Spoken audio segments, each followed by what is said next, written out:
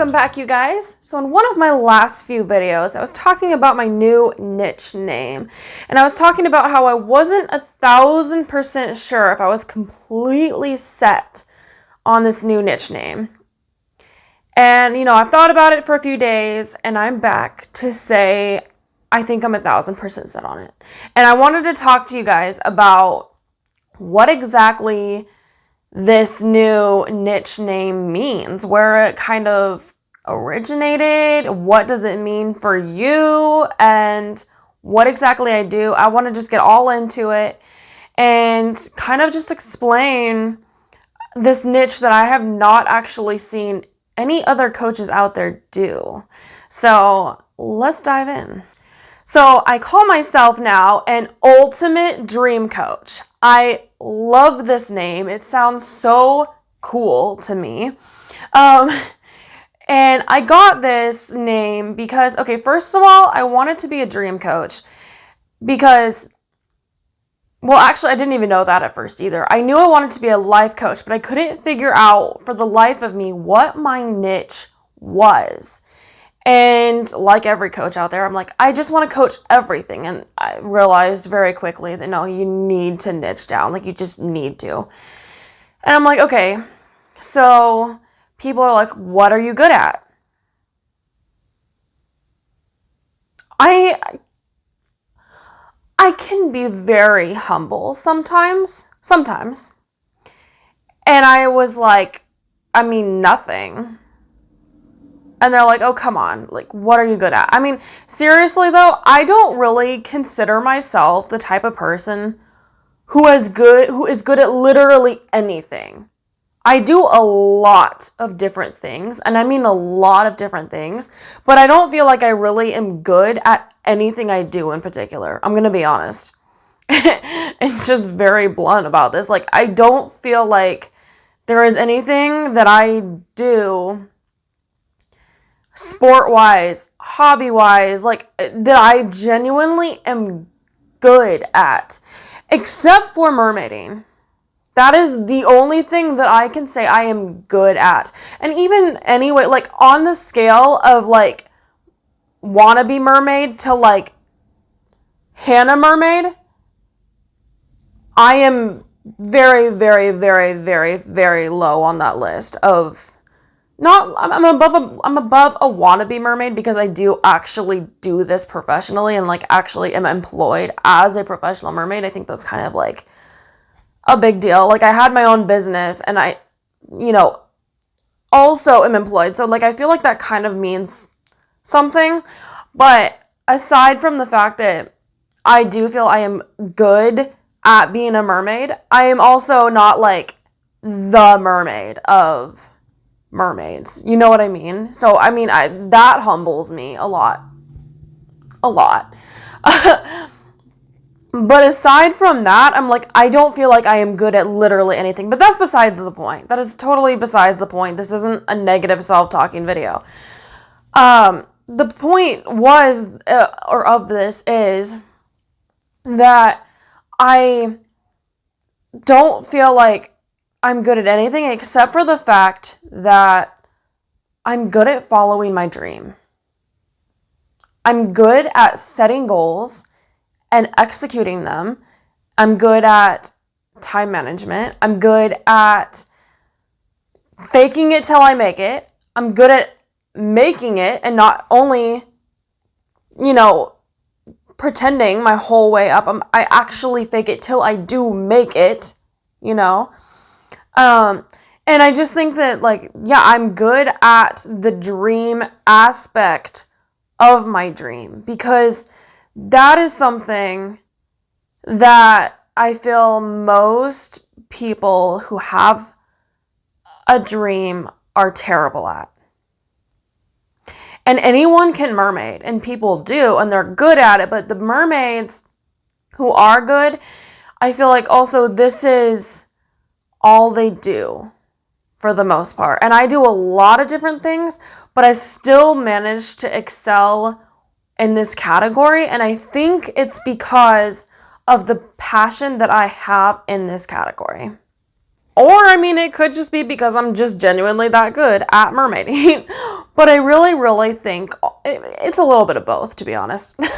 My fallback card is that I am good at mermaiding. That is the one thing that I can confidently say I know I am good at that. No matter how much someone tries to say that I'm terrible at mermaiding, that is the one thing that just like, it's like water on a duck's back to me.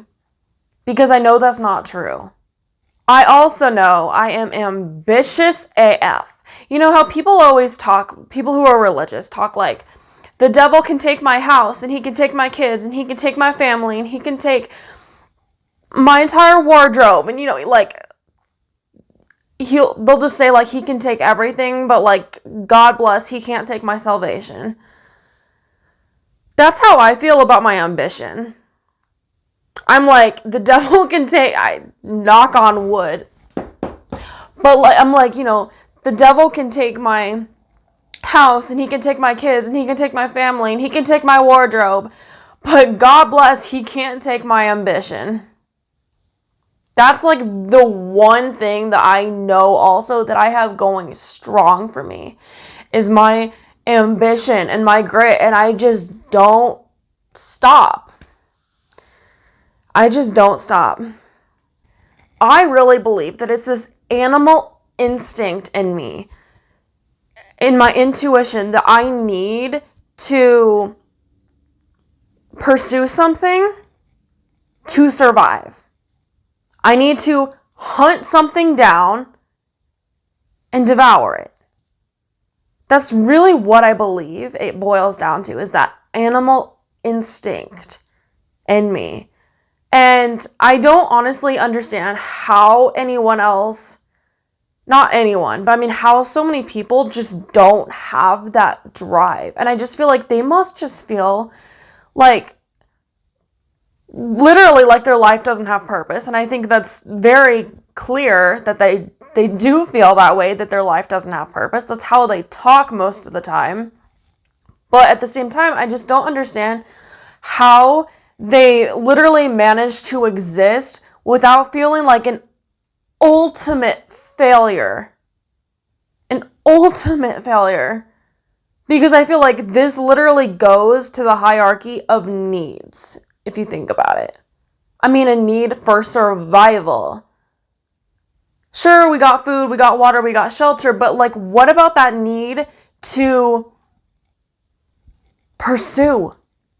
I really want to do an entire breakdown of this topic, probably like next week, because we're kind of in hunting season right now, so I feel like it's the perfect time to be doing this theme. You know how I am about themes. Y'all know how I am about themes. I have my whole make wave themes go, make waves. Did I just say wave? Make waves theme going on right now.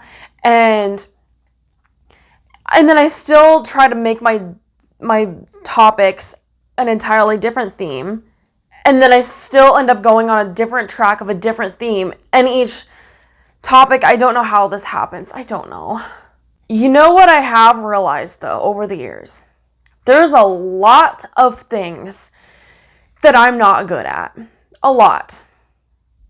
It's very humbling to admit this out loud, especially on the internet where I actually have this portal to build myself up and pretend I know everything.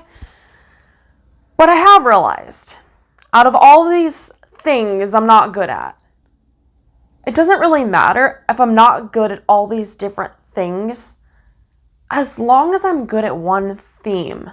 I'm really good at mermaiding, and I'm really good at turning my mermaid theme into a business. I mean, I literally turned my mermaid business into a business, and now here I am turning my life coaching business into a mermaid themed, or well, mermaid inspired, I guess I should say, life coaching business. I mean, this is literally how I got my Make Waves name, because of the saying, mermaids make waves.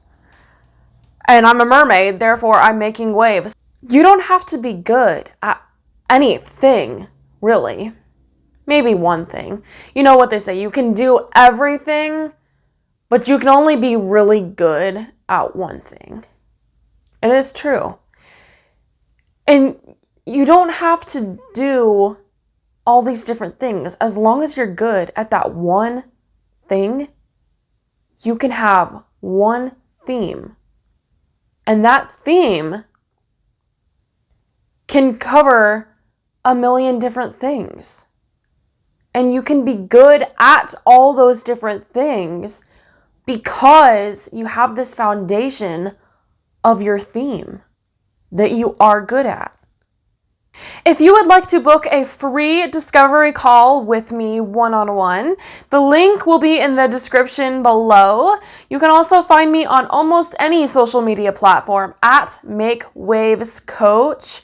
You can find me for free advice, free content like this, so much more. You can also find me on almost any social media platform at Mermaid Kassandra with a K, because I am a professional mermaid, if you don't know.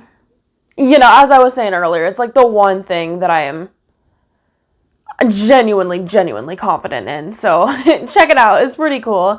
And also, you can find my podcast, Make Waves, Mermaid Kassandra, every place podcasts are found. I will talk to all of y'all in the next video. Now go out there and make waves. Mwah.